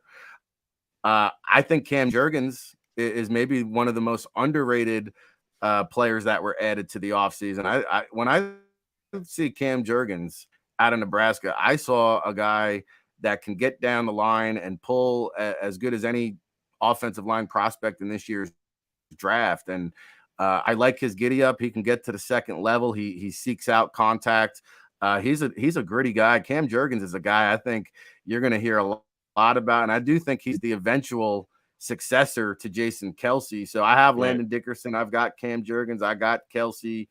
Seumalo, he's coming off that Liz Frank, and I think that could be an issue. I think we're maybe underestimating that kind of injury and what Seumalo will have this season. Now, we mentioned Driscoll, Lane Johnson, obviously, Jordan Mailata, your guy LaRaven Clark, I think adds a veteran presence, and then Andre Dillard. I've heard this nonsense that they should explore trading him.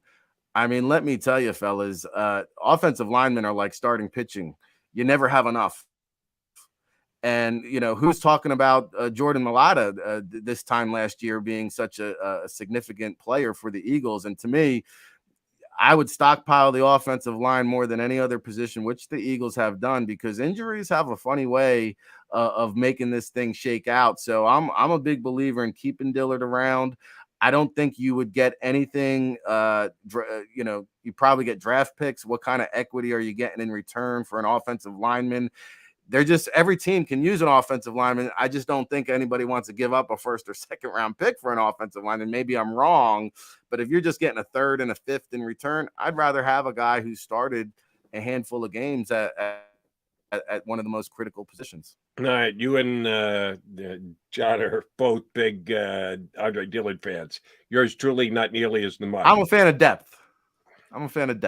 I understand, but I think you got a guy like LaRaven Clark that you could plug in there, and he might be every bit as good as a Andre Dillard. And if you can get draft equity, I do agree with you. And this kind of speaks to the level of player you're trading. You're not going to get a first or second round pick from him. The best you're going to get is a third round pick, and we're only 3 years removed from him being a first round pick. But that's what you have to do when guys don't live up to expectations. They used a first round pick 2 years ago on Jalen Raker. They have no prayer of getting a first round pick, a second round pick, a third round pick, a fourth round pick. You're talking about a fifth or a sixth or maybe even a seventh, and then you can get in the conditional picks and everything else that could move them back up. At some point, you just got to go, all right, we missed. And I think they missed a little bit on Andre Dillard. Yes, did he fill in when Mailata went down last year? They weren't terrible. Yeah, there was a drop-off. You could see he wasn't as good as Mailata was, but there wasn't an oh my God moment last year when they plugged him in to the left tackle. And one of the reasons why I would absolutely think about keeping him available and see what the open market says he's worth in a trade, he's a left tackle only. They moved him over to right tackle in his rookie year, and that was some oh my God moments that did not go well, and he got beaten badly. And the Eagles have, since their offensive line coach has been here, they have always prioritized the ability to play multiple positions, that they try and cross-train these guys at different spots so that if you are hit with a rash of injuries, which you don't want to project or predict, but when it happens, you got to be able to deal with it if you're in a better position to do so, because you've got guys who can play multiple positions. The Eagles put a high value on that, and they've never been able to get that out of Dillard. He's a left tackle only. Yeah, Joe, really quick, you guys, not to step on your toes, but I'm really curious about this, Rick. Since you're the draft guy, again, the Eagles are a team that love to cross-train their offensive linemen, like Jody said. You have to be able to do more than one thing in order to last on this roster, in order to show your true value. A guy like Andre Dillard, he's clearly a pure left tackle, and anytime he's tried to do anything else, he's struggled. How is that something that gets past the scouts and the draft evaluation? Because again, Jeff Stoutland, I'm pretty sure he's someone who's heavily involved in, scouting these guys and analyzing these guys and making sure these guys are what they actually need. And, the Eagles are known for being able to find diamonds in the rough at the offensive line position. So why sacrifice such a valuable asset as a first-round pick on a guy that you clearly had to know on some level that he isn't capable of being cross-trained? Is there anything behind the scenes that they were aware of that, or maybe they weren't aware of it? Well, I think coming out of Washington State and that air raid attack, he had athleticism, and I think they were a lot of times playing a 2-point stance, and I think that's where things get tricky with the evaluation over to the pro side. Is you see a guy that's athletic, you figure you can work with him, and I think that's what happened here with Dillard. And so, offensive line has become one of those positions that's just like wide receivers in a way, where the simplified offenses at the collegiate level, the hurry up and go. A lot of times you don't get to see the technical skill set. You just see the athleticism, the conditioning. And I think that was the appeal there to Dillard. And, the Eagles now made their bed with that one. I will say, speaking to that versatility, though, the one guy to keep an eye on here, again, an undrafted rookie free agent. And I love these guys because 27 to 33% of every NFL roster consists of undrafted free agents. And this guy, Josh Sills, out of Oklahoma State, keep an eye on this kid. You want to talk about versatility. He's played all 5 positions at Oklahoma State, and he can play tackle. He can play guard. We had him out at the NFLPA Collegiate Bowl. He even took some reps at center upon scouts' request. So I think this is a guy, the Eagles have done a great job uncovering some undrafted free agents. We talked about the wide receiver 5 or 6 spot. Look at all the talented undrafted free agents that we're talking about. Same thing with the offensive line here. There's a handful of guys. You speak to that position versatility. Josh Sills, man, that's a guy. I think he's a lock for the practice squad, and he could be a dark horse candidate for that 53-man roster. And, oh, by the way, he is one of the guys that will play during the preseason, because last year we saw that Nick Sirianni gets his regulars. If he puts them out there at all, gets them off the field rather rapidly. So there are some guys that in those 3 preseason games will get a chance to show their wares, and Sills is probably one of them. All right, Ricky, I want to ask you about guys across the National Football League that could have an effect on the Eagles. The first of which, since we were just talking about Dillard, is Orlando Brown. Chiefs threw the franchise tag on him. He wasn't happy about it. He hasn't signed it yet. He hasn't shown up to camp. He hasn't committed to when he will show up to camp. If he wants to get paid, at some point he's got to sign the tender, and then he's got to show up. But he doesn't have to show up until he signs, because you can't find a guy who's not under contract. And he can't move. He can't go to another team. He can't be a free agent. But he's also not being paid just yet, so he doesn't have to worry about it. Don't know how that's going to shake out in Kansas City. It seems that when Andy Reid has been asked about it, he still has faith that Brown's going to come in. But until he's in, he's not in. Do you think the Chiefs would have interest in a guy like Andre Dillard? We know Andy has a good relationship with the Eagles organization and Howie Roseman. Do you think Dillard landing in KC is a possibility if Orlando Brown's going to play as much hardball as he is to this point?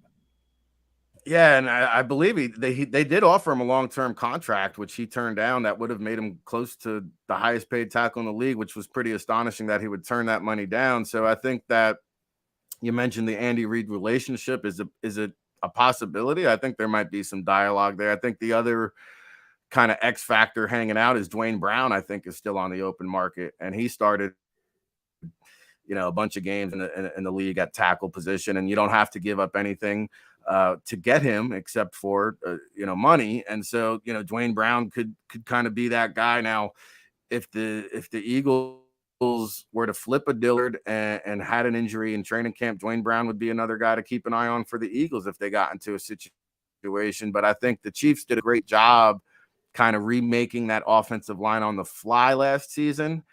And now this is what happens when you have $40 million quarterbacks is, how do you keep the rest of the guys happy? All right. The other guy who has, to this point, refused to sign his free agent tender, the tag that was placed on him, is Jesse Bates of Cincinnati. And, of course, people here in Philadelphia want to see Jesse Bates come here to the Eagles because, yes, realistic evaluation of the Eagles position by position tells you that safety is the one that they didn't upgrade near as much as other positions that needed upgrading on Eagles during the offseason. He's a tough guy to trade because the number is over $12 million. And once you get past a certain date, you can't negotiate a new contract going forward. He has to play for just the 1 year guaranteed. You can't restructure and or squeeze the cap together to give yourself flexibility. Jesse Bates going to be traded anywhere before the start of the season? Could it be to Philadelphia? Or do you think Jesse Bates will be sitting home if he decides that he's not happy with the fact that he's on this restrictive contract?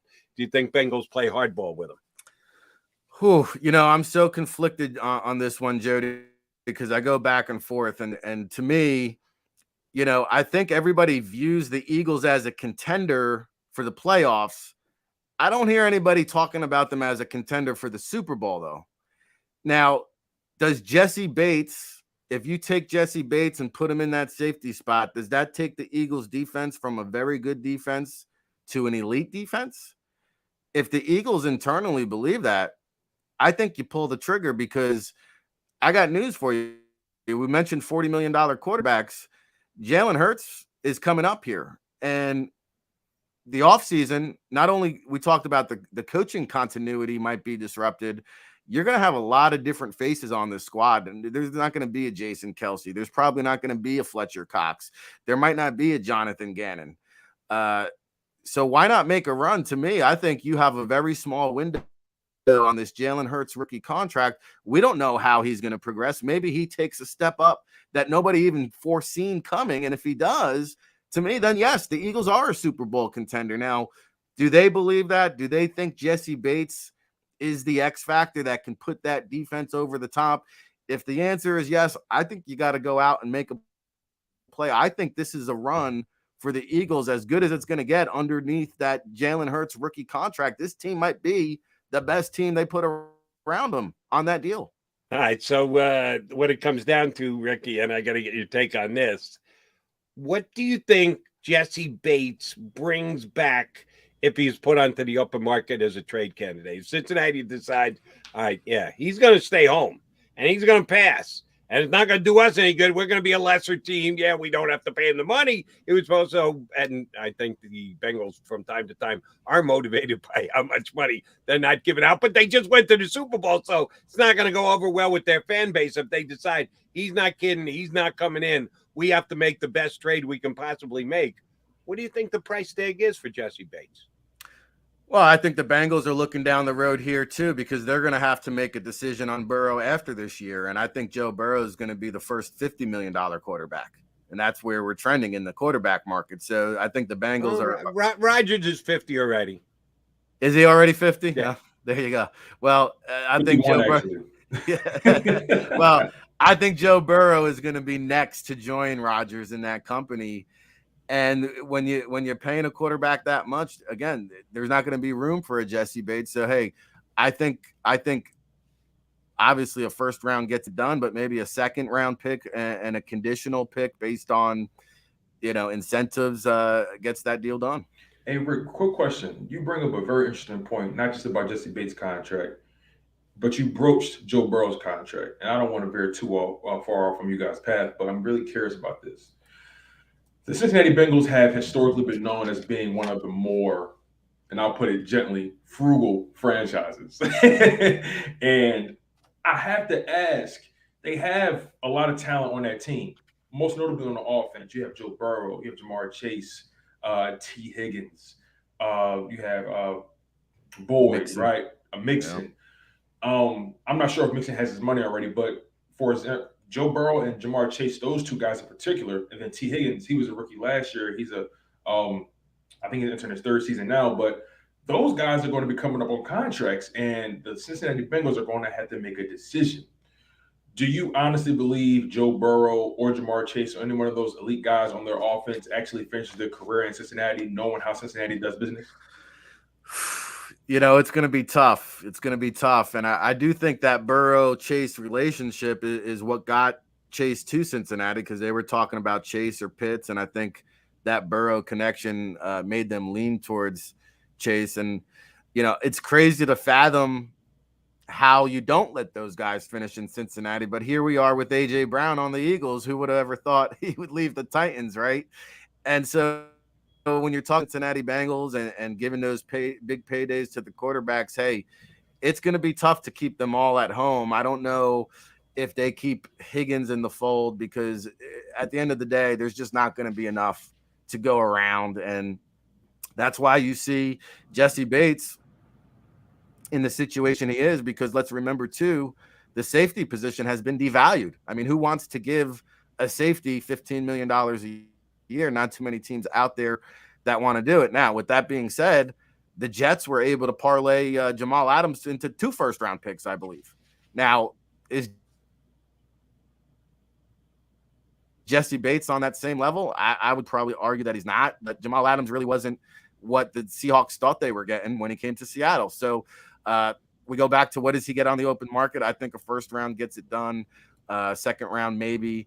And, to the Cincinnati Bengals point, it's going to be tough sledding to keep all those guys around to finish up their careers in Cincinnati, unfortunately.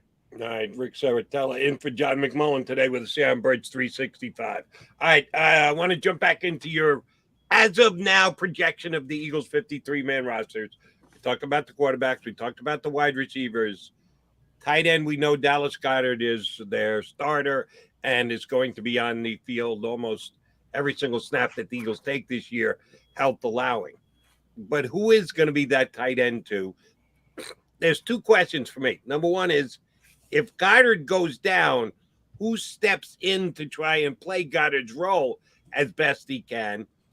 And when Goddard is healthy, when the Eagles do want to go to 12 personnel, go to tight end, who's going to be in there with him?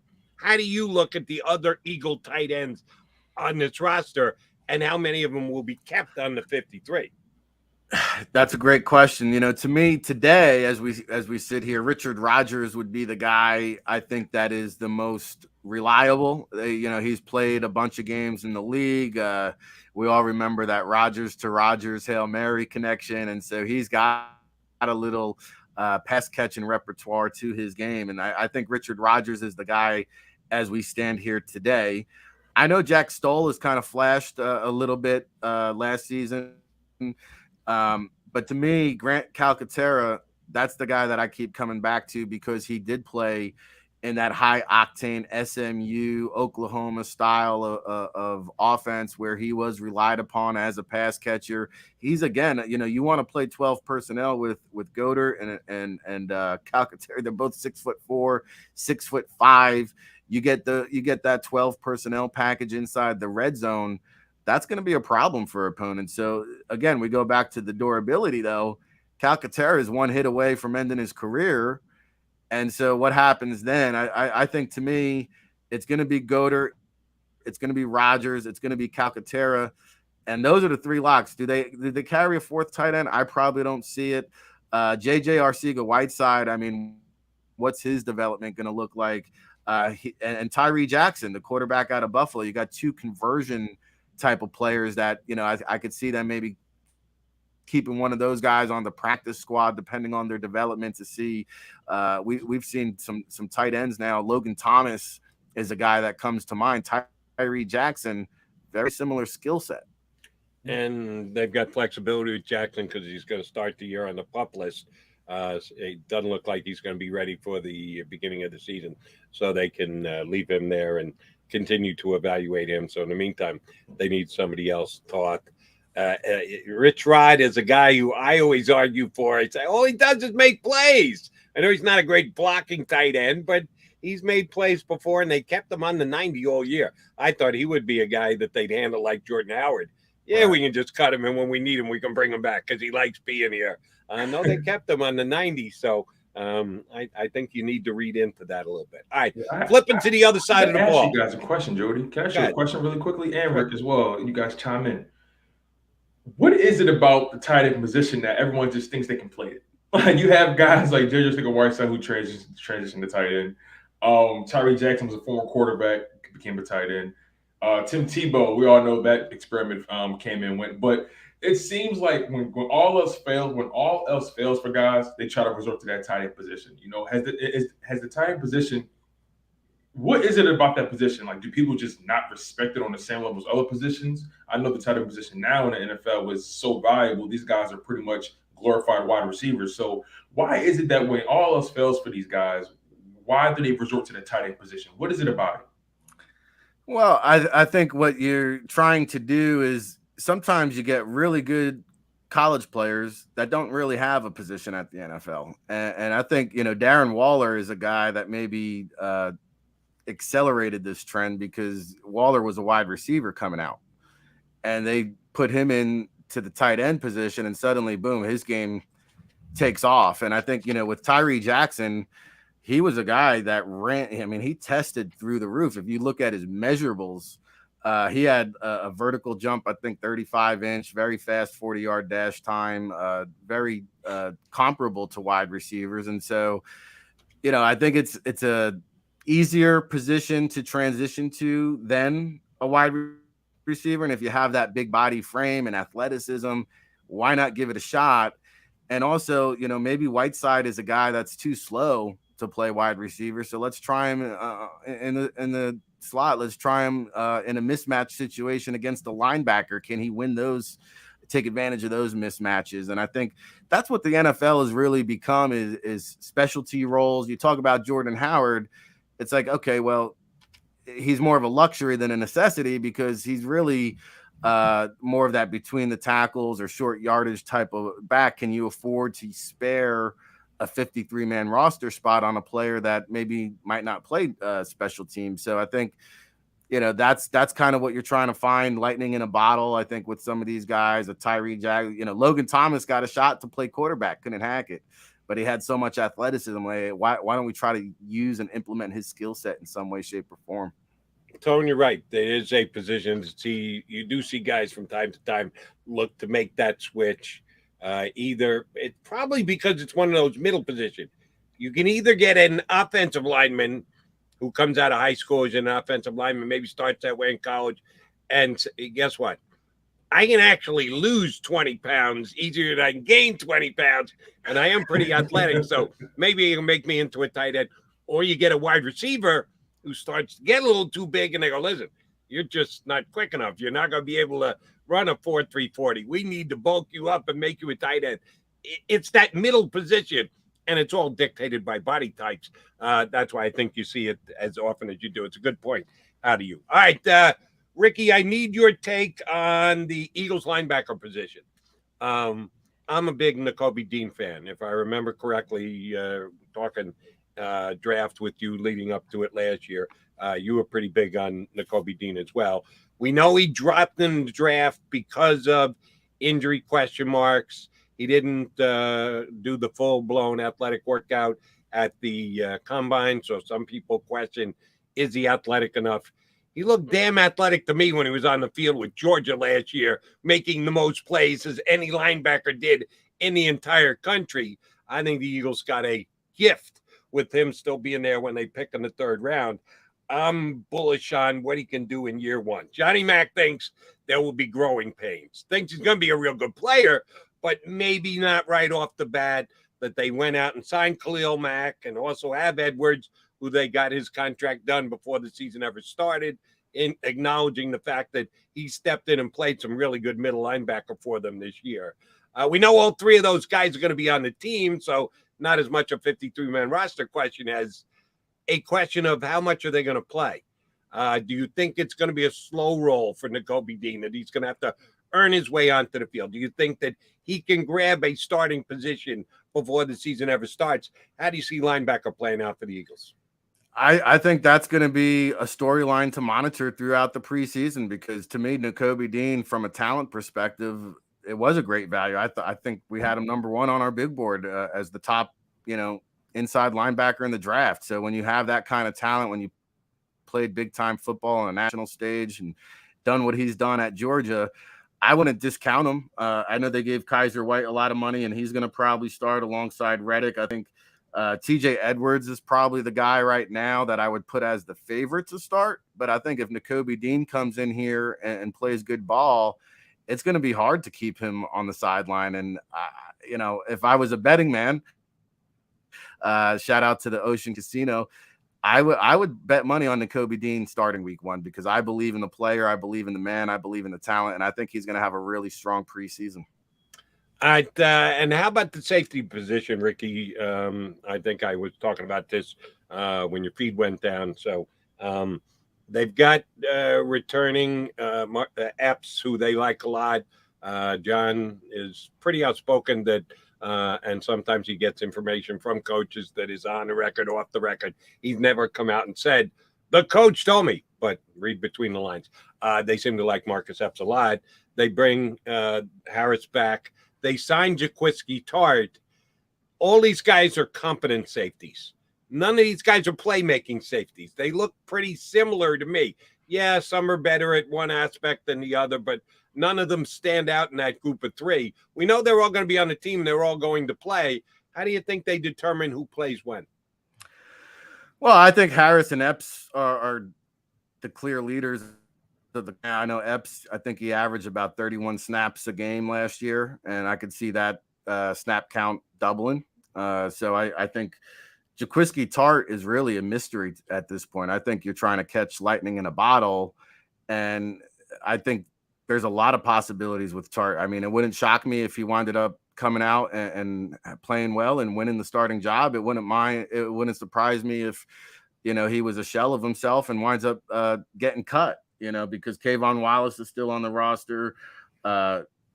Reed Blankenship is a guy out of Middle Tennessee. I remember this is a 4-year starter, 3-time team captain. I remember the same coach who told me about Kevin Byard coming out of Middle Tennessee. He hit me up about Reed Blankenship maybe about a sophomore season. He said, "Hey, coach, I got a player for you." And he's further along than Kevin Byard at this stage of his career. And so Blankenship then ran into some injury woes later on in his career, didn't necessarily have the senior campaign that draft analysts projected. But I think, you've got a dark horse candidate there that might sneak up on some people and win a roster spot there. We'll have to keep our eye on Reed Blankenship. All right, let's take our final time out of the day. I know what I want to talk about with Rick when we come back. I've known Ricky as Mr. NFL Draft Bible for the better part of a decade now. And when I get Ricky up, I almost always talk exclusively draft with him. So if we have him here, we got to talk draft with him, right? I want to get his early before they ever get to campus rankings of the quarterbacks who will be available in this upcoming draft because, we don't know that Jalen Hurts is going to be the quarterback of the Eagles past 2022. So when we come back, we'll get Ricky's rankings of the quarterbacks who will be in the 2023 draft coming up next here on Birds 365. Let's do it. Go for the polls and the pools. Go for the oohs and the ahs. Go for the bubbles and the bubbly. Go for the story and the stories. Go for the win. Go to Ocean Casino Resort. Book your trip at theoceanac.com. Action News at 11 with Rick Williams. It's the team you trust to bring it all together. The stories that impact your community. A sports roundup for the locals. And the AccuWeather forecast you depend on. Action News at 11 with Rick Williams.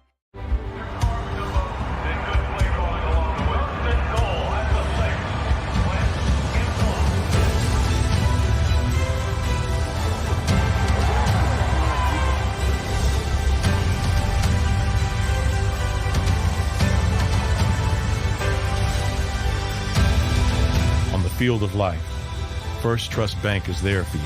Champions on three. 1, 2, 3. Because Philadelphia dreams deserve a Philadelphia bank.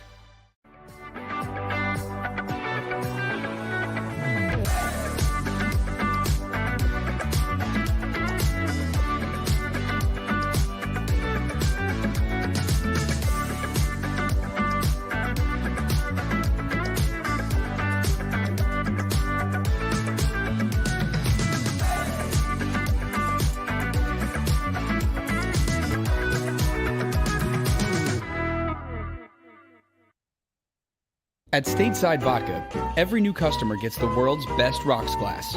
Free. What's that? A rocks glass? You're telling me that bottle is cut in half? You could say that. Holy shit. And you're telling me I can get one of these glasses for free? That's right. One free rocks glass per customer with each first-time purchase of Stateside Vodka. So good, it just disappears.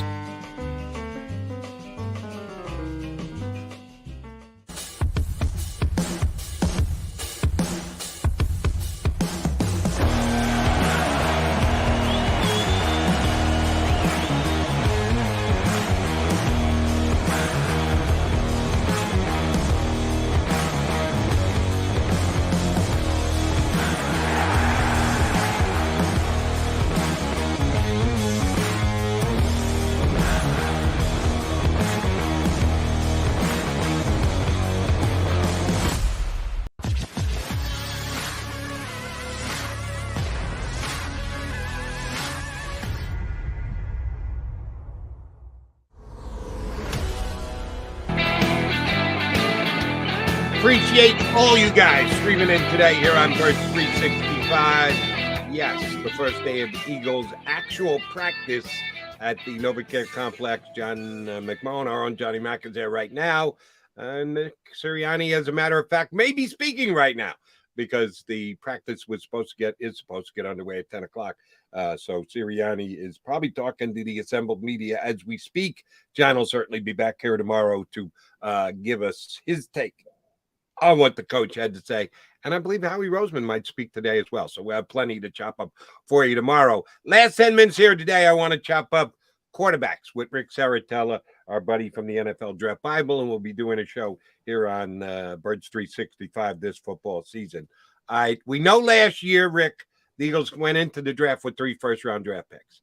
They wisely, if not predictably, traded one future draft down the road for a future draft pick next year. So they have the Saints' #1 draft pick. So they got 2 again going in next year. They had 2 this year. We'll have 2 again next year. They at least arguably did so because they want to have some ammunition if they need to reestablish their quarterback position. If Jalen Hurts isn't the guy, multiple draft picks make it easier to move up if there is a specific guy you want to target. This past year, you had 1 quarterback, Kenny Pickett, go in the first round, and another one didn't go till the 3rd round. You and I said it many times on all the spots we did on my various broadcast outlets. It wasn't a good quarterback draft, and it certainly played out that way in the draft. Before we start to name names, how good an overall quarterback draft do you think it's going to be if the Eagles need to get into the quarterback market again? Are they buying into a good market? Yeah, I think it's kind of a bounce back year for quarterbacks. I see 3 or maybe 4 legitimate bona fide first round prospects, and it doesn't always play out that way. We still got a season, right? But for the overall perspective, I think it's looking like a really solid quarterback class. And of course, there's going to be guys that come out of nowhere and shoot up the draft board as well. But yeah, there's about 3 or 4 pretty solid first round guys going into the season. Yeah, this time last year, Rick Saratella didn't have Kenny Pickett as a first-round draft pick. Jody McDonald didn't have Kenny Pickett as a first-round draft pick. So you got to let the season play out. But we all want to know and project and guess ahead of time, like the year before, Zach Wilson. I still don't know if Zach Wilson's a first-round draft. I know he was picked #2 overall in the draft, but we haven't figured out if he was meritorious of that pick just yet. So, yes, good qualifier there. I will give you that one. You need to actually let the year before that, Joe Burrow wasn't anywhere near a first-round draft pick. He ended up going #1 overall. So, yes, you need to let the season play out. But as of right now, who are those 3, 4, or 5 guys, and in what order would you put them right now as quarterbacks who are going to be in the 2023 draft? Yeah, and I think, what makes the Eagles look at a quarterback is if they fail to make the playoffs. And if Jalen Hurts makes the playoffs again, it's kind of hard to be looking for a replacement if he takes it to the playoffs 2 years in a row. But let's play devil's advocate. Let's say the Birds miss out and they're in the QB market. I'm going to start with Bryce Young from Alabama. I know some people like CJ Stroud from Ohio State. We could talk about that Buckeyes quarterback bias and when the last Ohio State quarterback came out that actually did well, but don't go there, Sheraton. You're better than that. You know what I say. That. You know what I'm going to say. We've talked about that. You know what I'm going to say if you go there. When was the last good LSU quarterback before Joe Burrow? Yeah, well, yeah, go back to Burt Jones in the 70s. So 40 years. Oh, shoot. At least Cincinnati was smart enough not to go, oh, shoot, we're not going to take an LSU quarterback because nobody's ever a good quarterback coming out of LSU, except Burrow is, and he got him to the Super Bowl in their 2nd year. So please don't do that to me. Don't say, you can't take an Ohio State guy because Ohio State guys don't make it. Well, technically, he was an Ohio State guy too, right? Burrow was too, yes. Yeah. So one way or the other, Joe Burrow is disproving a theory. Thank you very much for that. All right, so Stroud or Young, they're the top 2, right? And then there's a drop-off after those 2 in your estimation? Well, I think those 2 guys have proven to play at an elite level on the biggest stages. Stroud comes in at about 6'2", I think, by my measurements that we have on file, and Young is about 6 foot, maybe 6'1". I will say this about Young though, because throughout the years I've had the privilege to be around a lot of these quarterbacks that do come out, and I've attended the Heisman Trophy. I had a chance to spend time with Bryce Young and talk to him for about 20 minutes at the Maxwell Club this past year, and his maturity level was very, very impressive to me, and he's very understated. He's not like a Kyler Murray who has this presence when he walks into a room. He's not like a Dwayne Haskins, God bless his soul, who kind of wanted to tell you how good he was. Every question almost was deflected to a teammate, deflected to one of his receivers, deflected to the offensive line. Talk about a guy who just doesn't take any credit. And that really, I think, goes a long ways. And we talk about a Kyler Murray. The Cardinals gave him all that money. The guy, he doesn't study the playbook. Well, to me, that makes Jalen Hurts a better quarterback for me and my team, and somebody that I want to work with because I know he's committed to the game. And so Bryce Young is a guy who's committed to the game. I love his demeanor. I love where his head is. I love his play. We've seen Alabama quarterbacks. Look at what Mac Jones is doing. So Bryce Young can be that good. CJ Stroud is, I think, a notch below in my book right now. But again, that could change. And then you get into, who are some of the risers that could sneak up. Anthony Richardson from Florida is a guy that's getting all this preseason hype. Really doesn't have a ton of playing experience, but if you're looking for that guy who maybe isn't highly talked about as much as Stroud or Young, I think Anthony Richardson from Florida is a guy. Tyler Van Dyke right there in Miami in the same state of Florida is being talked about. Now he played very strong down the stretch of the season, maybe as good as any quarterback in the nation. And then I'll throw this guy I think that's kind of in the equation and is going to factor into the first round is this Will Levis. And he's over there at Kentucky. His offensive coordinator, Liam Cohen, is a Sean McVay disciple. And so they're running that high-octane Rams style of offense, and Will Levis is doing it at a very efficient level. He's about 6'4", 6'5", and he's going to be a strange bird now, Jody. I mean, I don't know if you've seen any of the Will Levis YouTube videos, but this guy's out here. He's eating oranges with the peel on it. He's putting mayonnaise in his coffee. He does some weird stuff now, that Will Levis. Sounds like the Eagles' backup quarterback who's selling off his minivan that he's been living in for the last year. We've got a different guy in Gardner Minshew, so maybe Will Levis and Gardner Minshew could combine to become the craziest combination of quarterbacks ever, if that's the way it shakes out. All right, two guys I want to ask you about before we put a bow on the show, quarterbacks who are draft eligible this year. How about the Tanner McKee kid from Stanford? I've talked to some people that like his game.